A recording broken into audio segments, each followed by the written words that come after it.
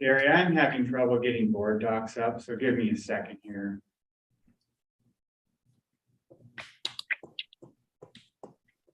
Okay, we are live on YouTube.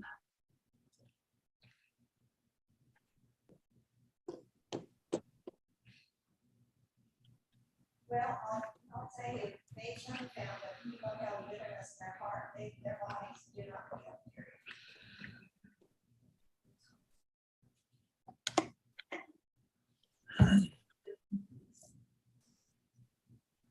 So our chairperson, Gary Peterson, is has an excused absence. And the vice chair is Terry Gottschalk. So Terry, would you like to open the meeting?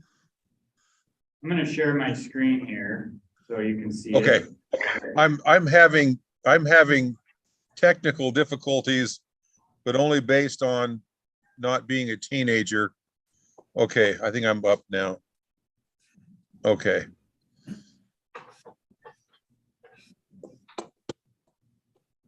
So the sun should be happy to look at it. Still haven't got this thing figured out. Okay, can you see the board docs?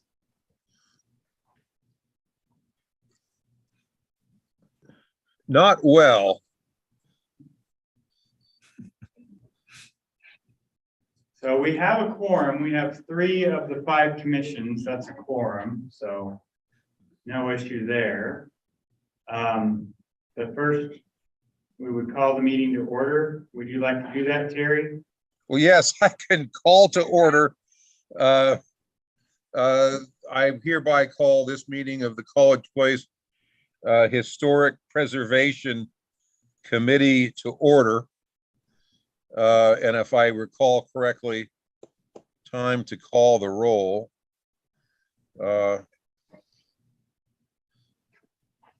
And let's see.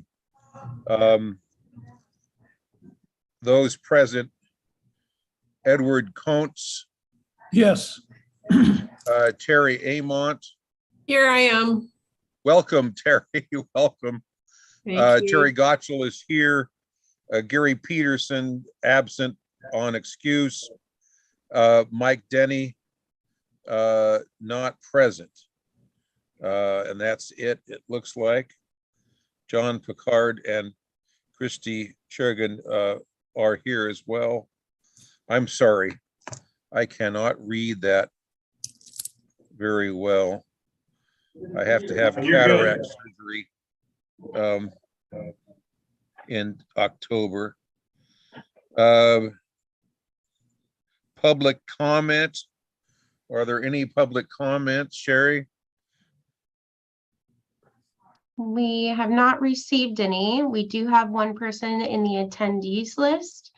If you'd like to make a public comment, please raise your hand. They would like to make a public comment. Oh, that's the consultant. Oh, And yeah, go ahead. Can you let her speak? yes, I will promote her.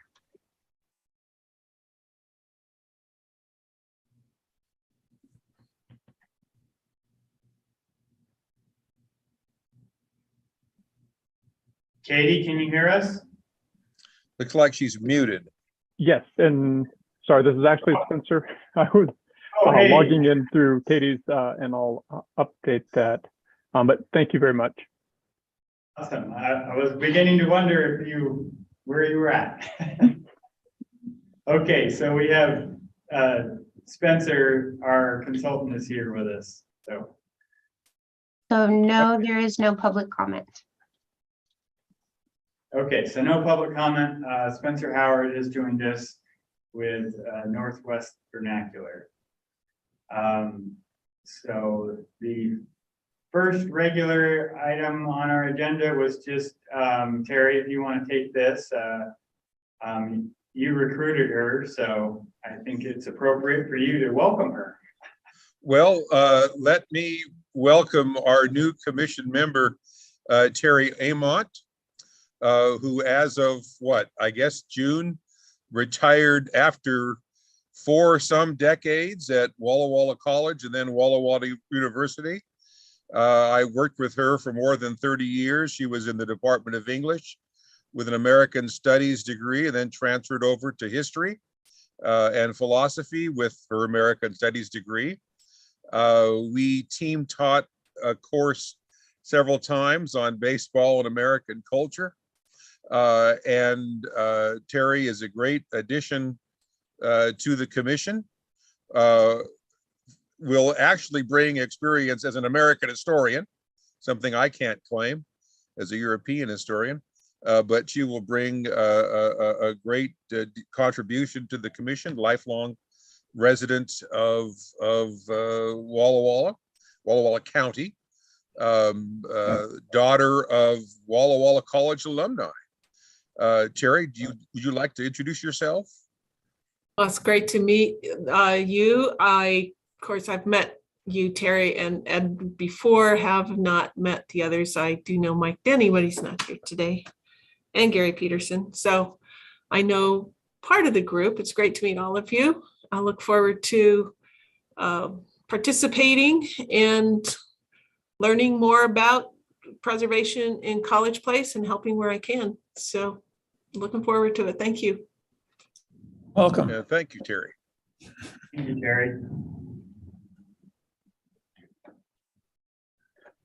Okay. If I can get my mouse over. The acting chair would like to say that perhaps hereafter we could have the various documents printed in a size capable of having old fogies read. I will have to plead blindness. Okay, Spencer, are you up next? Is that what? Yes. I I believe guess so. I should have. Have we violated protocol by not adopting the agenda for the day? John, can we proceed? Oh, you know what? without- We skipped over you're absolutely right. We skipped Let over me- the agenda and approving the minutes. Okay, My let's, bad. I think I did that's- that. oh, no. I'm sorry. It's just, even with my glasses, I'm just Did that help? I increased the font size on the screen. a Oh, no, little I- bit. I'm sorry. Okay, is there a motion to approve the agenda for the meeting of August 18th? So move. Is there a second? Second. All in favor, say aye. Aye. All opposed, nay. The ayes have it. Thank you very much. And then let's approve the minutes. Is there a motion to approve the minutes from our meeting of July 21? So move. There's a motion. Is there a second? I'll second because even though I wasn't there, I guess you need a commissioner to second. So there we are. Thank you. Oh, I can read that better now. Oh, are any discussion? If not, all in favor say aye. Aye. Aye. All opposed, nay. The ayes once again have it. So let's go ahead and move on then. Sorry. And we have once again a discussion of the wonderfully well done online guide for College Place now. So Spencer, if you'd like to take over. Okay, thank you. So I was thinking to kind of give the commission a status update based on the last meeting for changes that were made. And then I can share my screen and kind of do a quick walkthrough of the story map. And then I have a couple to-do items that I was just kind of going through and testing. And I can convey what those are, that to be able to do follow-up and then kind of talk about next steps. So as kind of a quick status update, the web link that I hope you all received has all of the content loaded. So all of the different locations and then all of the content for each location that would be uploaded, both the narrative and the images. I turned on the location marker setting in ArcGIS. So when you're using it with a mobile phone, iPhone or Android, if in your browser settings, typically under I think privacy, location, and then under your specific browser, if you have that turned on to allow while using, if you open the web link on your phone, it will show a round dot location where you are relative to the other points on the map. So didn't work all that great for me over in Seattle, but for when you're in and anybody else from the public using the app in the field, that should allow them to be able to pull it up, scan the QR code and pull it up and see right where they are next to the specific property that they're interested in. This is important because we'd hope to be able to do an individual QR code for each resource. The programming framework from Esri does not allow for that. Only a single QR code can be generated for the entire story map, rather than being able to scan a code that jumps you to the specific building that you might be standing in front of. We tried to figure out a way around. That was a common issue on the comment threads and help boards within Esri. They don't have a workaround or fix for that. And everything we tried, we weren't able to find a way in their programming to be able to establish that link. So the location setting turned on, that at least allows users using a mobile device in the field to see where they are relative to the building that they're standing in front of. We adjusted the auto zoom setting in there because before it had been kind of, you're out kind of at the block level. So now it's zoomed in close to the rooftop level. So it's really clear for people when you scroll through, especially on a mobile phone, boom, it jumps you right in so you can see the point over the building. And if you're standing in front of it, you'll see your location marker in front of it as well. So that made that a lot clearer. The other part is we looked into seeing if, because when you're using it on a desktop view, it just makes the point that is that for the specific property that you have up, it makes it a little bit, well, it keeps its transparency at 100% and drops everybody back so that they're a little bit less prominent. We were hoping that we could switch it to have the one that you're looking at be a different color. That doesn't work. But with the zoom in, especially in mobile, it's really clear for users when you're looking at it, what building you're looking at and where you are relative to that. So those were all the status updates on that. I'll share my screen and can do a quick walkthrough. Are there any questions before I do that? When do you want comments? Now, if you have comments, that would be great. And then in the walkthrough too, if comments come up as well, just jump in. Okay. I must say it was kind of the first time I'd really ever looked at it on my own.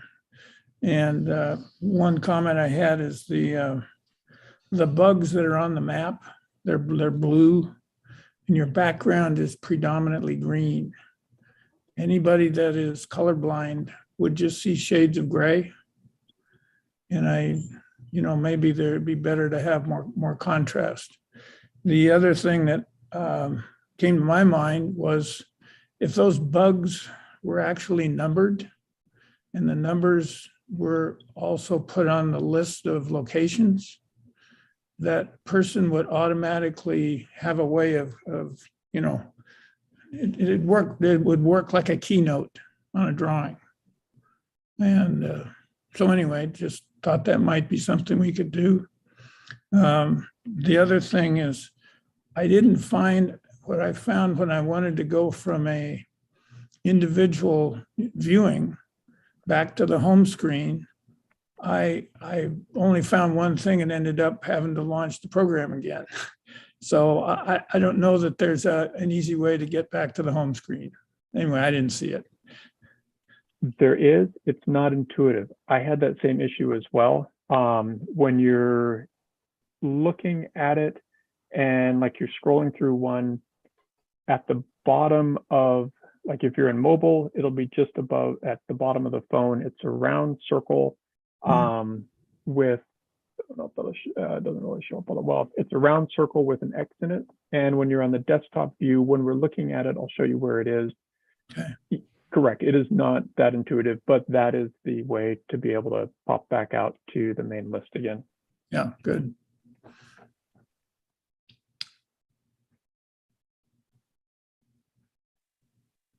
Spencer, this is John. There's this limited amount of flexibility within the program, right? Correct. I know I can change the color, and I'll look at some other color patterns relative to color blindness that would have the most contrast, and I can change that out. The numbering, I'm not sure if I can do that, but I will look and get a response back. Yeah, great. Thanks, Ed. Comments? This is Terry. I was looking to try to put this in a chat, but I haven't figured out where the chat is, but I saw a typo in one of the entries. So I could put that in writing someplace so as not to slow you down here, but. Which address is it? It's the Date Street. It says Conrad House. It's Conard, C-O-N-A-R-D, not Conrad. Family name.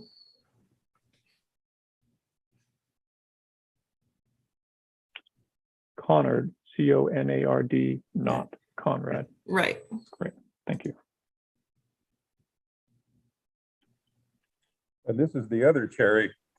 If there's a way to add to the text, and this might require some proof, but the Kenman house, the second one you have here, I'm presuming that the owners of that house were the parents of Dwayne Kenman, or at least related to Dwayne Kenman, a former Walla Walla College student who became quite famous during World War II as the foxhole surgeon. He was a combat medic with Patton's Third Army, and he performed a battlefield tracheotomy on a wounded soldier with a fountain pen. Saved the fellow's life and was nicknamed thereafter the foxhole surgeon. I grew up with a father who told that story repeatedly. He had known Dwayne Kenman while they were both students, pre-med students at Walla Walla College back in the 1940s. I suspect that he might be related to the owners of that house. Dwayne, D-U-A-N-E, Dwayne Kenman. He did grow up in the area and went to high school in College Place at the academy. What was it called? Walla Walla College Academy, I think, at that time. I don't know his parents' names, though.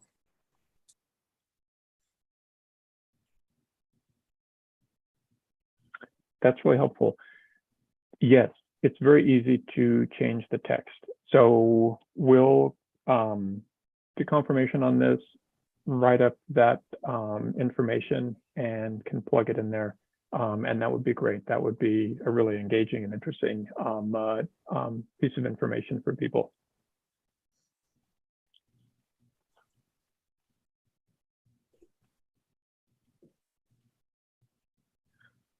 Any other comments?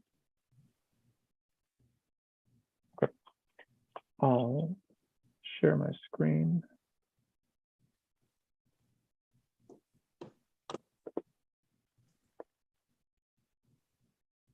So is everybody able to see my screen? Yep. Great. Well,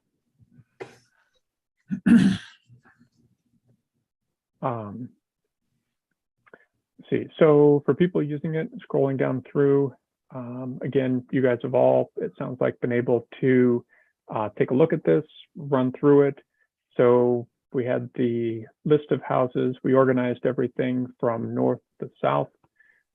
We just needed a sequence to be able to put everything in. And so that seemed like 50-50 shot at which direction people are going to walk it. But if people are walking it, that seemed like a good direction. And so we tried to group everything in place at all of them so that if you are walking it, you can go from house to house as you're going along here. With regards to the question about being able to jump back, it's this round circle here over the text, which, yeah, I'll see if there's a way, but I don't think so, of changing the background color behind that X so that this would show up as yeah, a contrasting color.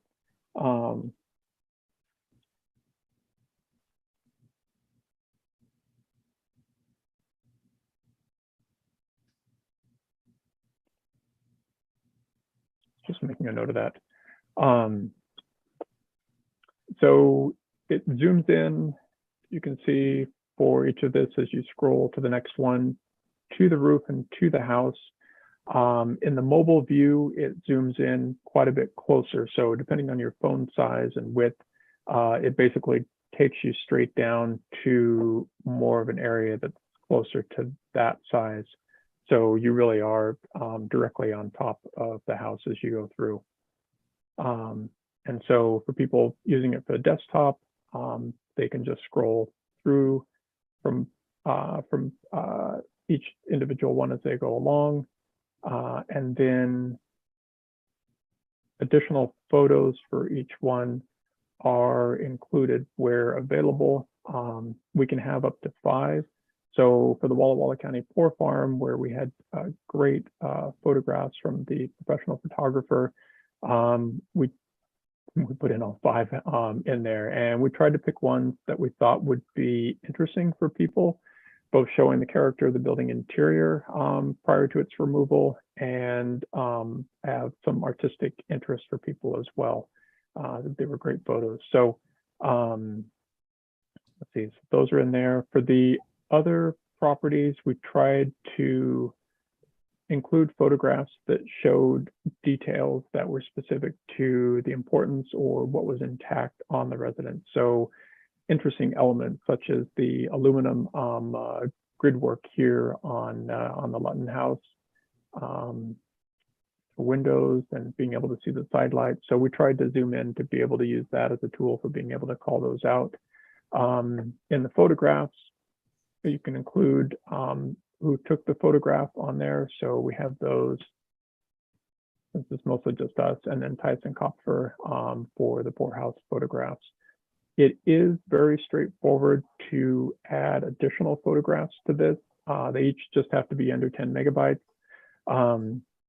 So if at a future date, either through another research project or anything else, you have additional photographs that you want to include, as long as they're in the public domain, or you have permission from the photographer to include them or from the Institute to include them, you would be able to add those quite readily.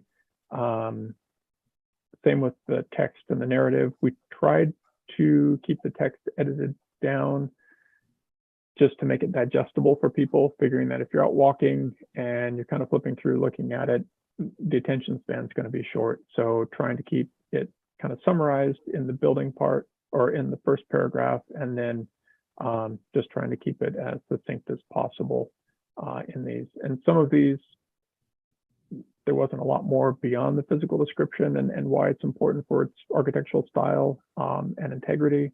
And then in the ones, let's see, typically that had a name, we had more information on background and past occupants that we were able to include in there.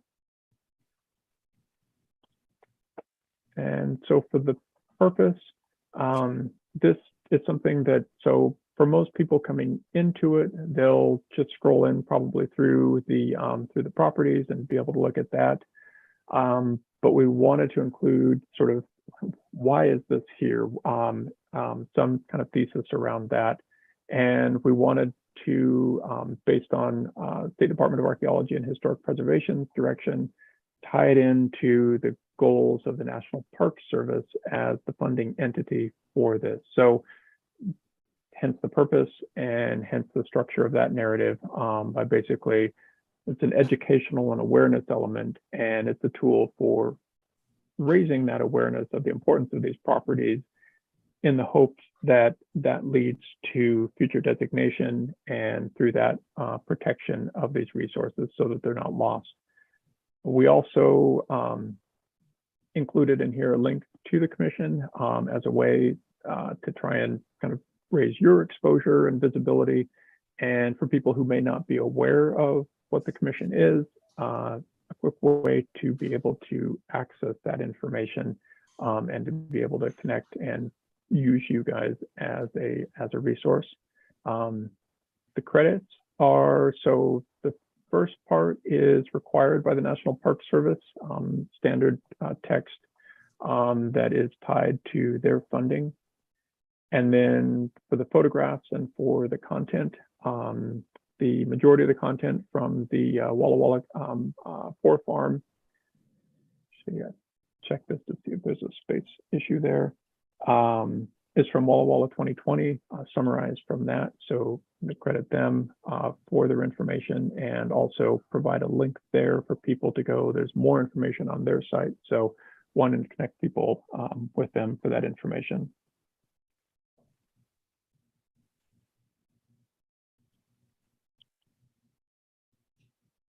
So are there any questions at this point? I have kind of a procedural question. This is Terry, Terry Amott as opposed to Terry Gotchel. If we have any suggestions or additions, should we just email somebody about that?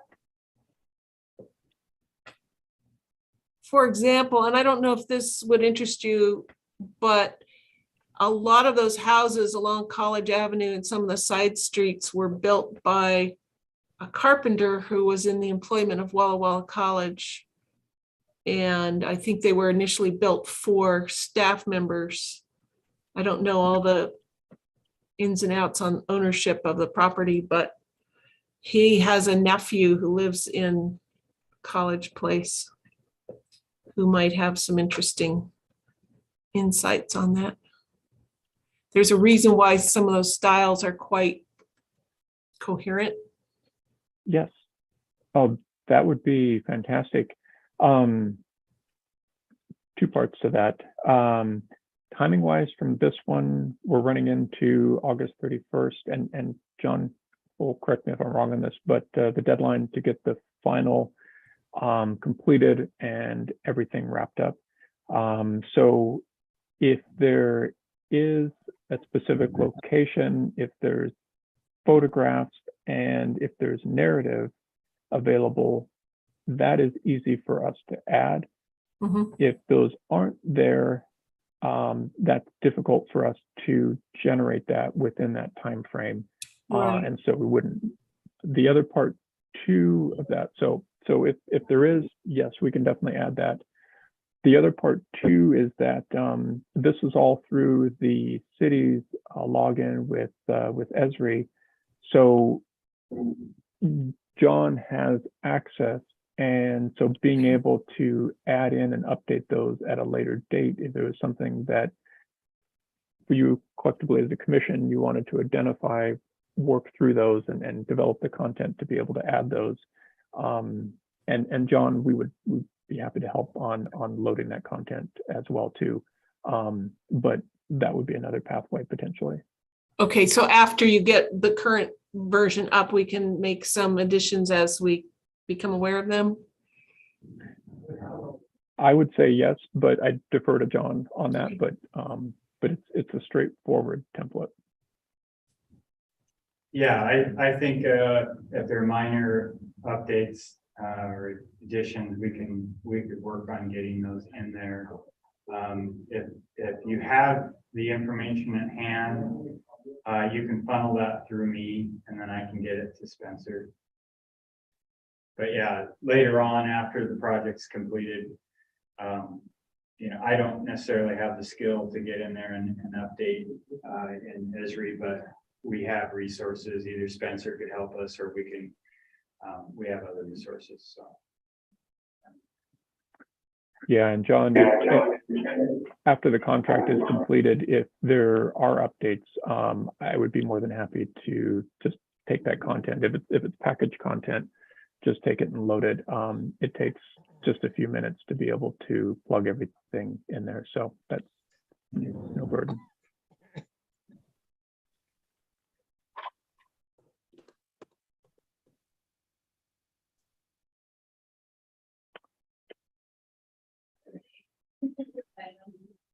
Any other questions?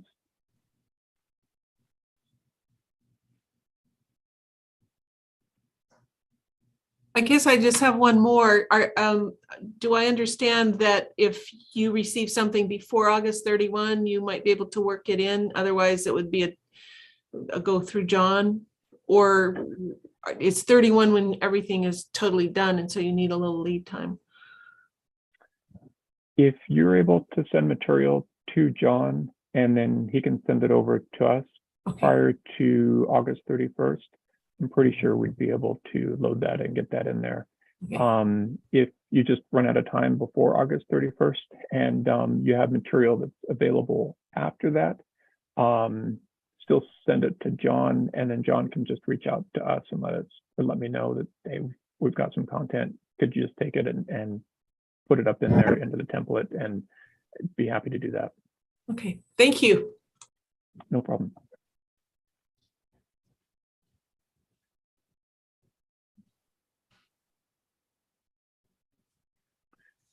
And so our next steps is just finalizing by August 31st and checking in with Michelle with DAP to see if she had any edits or any changes, and we'll get those made and updated, and then be able to publish it through Esri, send the link to John, and then you'd have that to be able to distribute and to be able to utilize.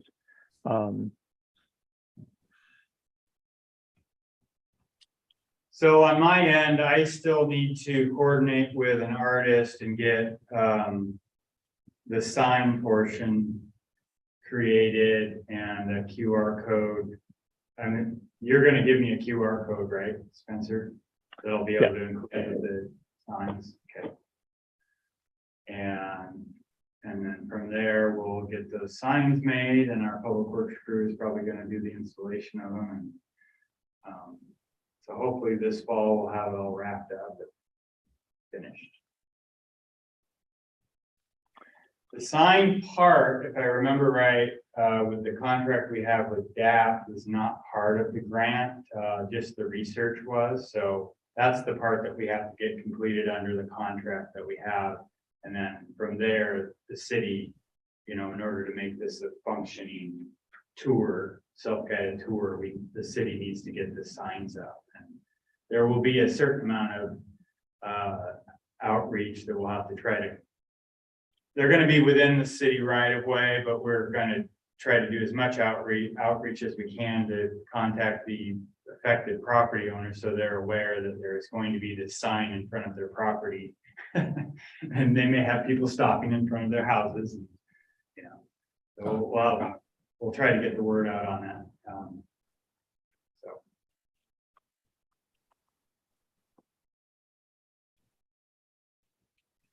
That's all I have. Is there any other parting comments before we let Spencer off the hook for the day?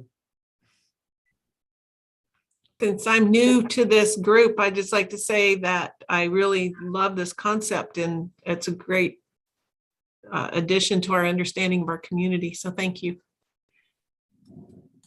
And Spencer, to my non-tech eye, the quality of the program looks just fantastic. The content, the images, absolutely excellent. Thank you. Thank you, but I would, the idea too, credit John with that, with the idea of putting together the story map. And for the content, Esri has really, they have really embraced the idea of story maps as a communication tool, and the formatting is all them. I just pick which different colors and plug information in. So that, as making that a very easy tool to do, and kind of keeping the amount of time that's needed is great, and making it something too for you in the future for adding to and updating is very flexible. Thank you. Looks very good. Cool. Well, thank you very much for your time. And yeah, I will follow up, John, with responses from all the questions. Thank you, Spencer. Thank you, Ed. Thank you.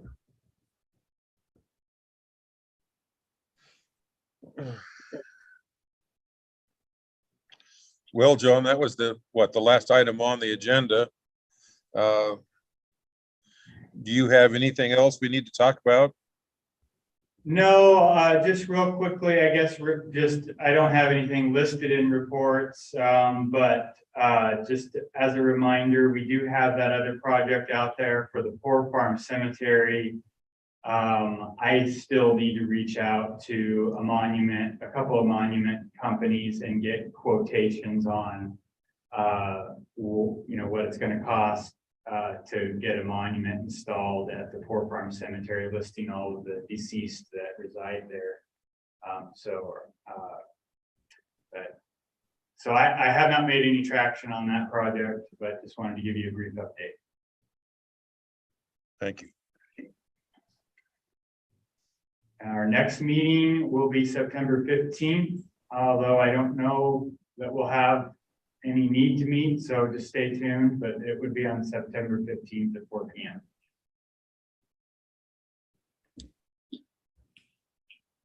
Well, in that case, if there is nothing else, let me again repeat a welcome to Terry. Let me notify the other commissioners that she will make wonderful contributions to this commission hereafter, as she already has. Otherwise, unless there are no other comments, I will invite a motion to adjourn. We conclude our meetings. It's a legal clarity. Thank you. I think we went through this the last 3 meetings. I'm sorry. Is there a motion to conclude? Okay. And I guess we all exit the back door. Okay, there's a motion.